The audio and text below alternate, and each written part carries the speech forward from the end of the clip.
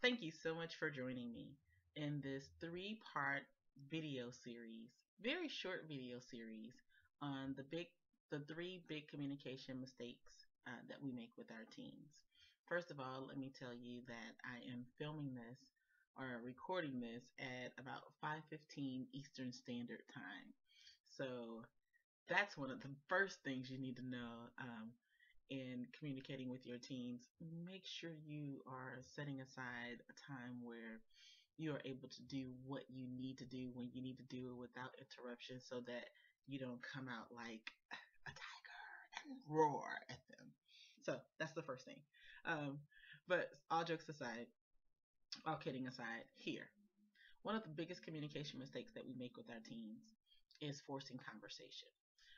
The minute you start to force conversation, um, they become defensive. They put up a block, just like you would if someone, especially couples, when it's time to conversate about something that you don't really want to talk about or something that you know always causes confusion, and your significant other wants to bring that up, you immediately begin to put up your defenses, right?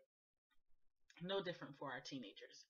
The minute we are trying to talk about something that is going to force conversation, um, that's what happens. You're going to get a block.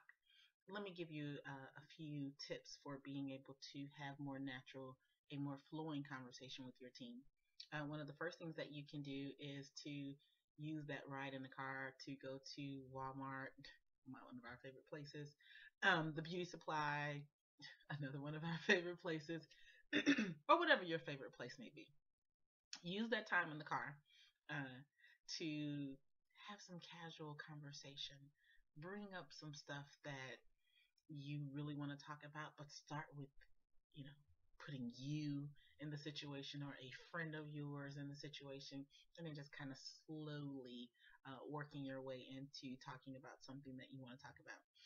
Another good way to have a natural flowing conversation is to um, the old, still tried and true, still works really well way is at the dinner table.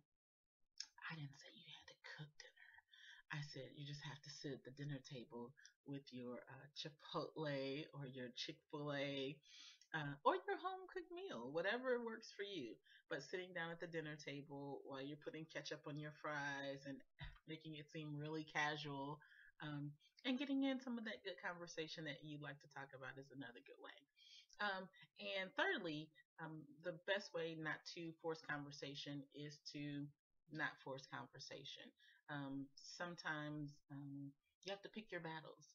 You have to weigh in the end, in the long run. Um, this is going to matter a whole lot tomorrow if we don't talk about it right now. If we don't get a chance to create that natural flowing environment, and if it's not, then don't. Your team loves you. You love your team. Make the conversation work for you. Make communication work for you. Um, I look forward to sharing number two with you in my next video.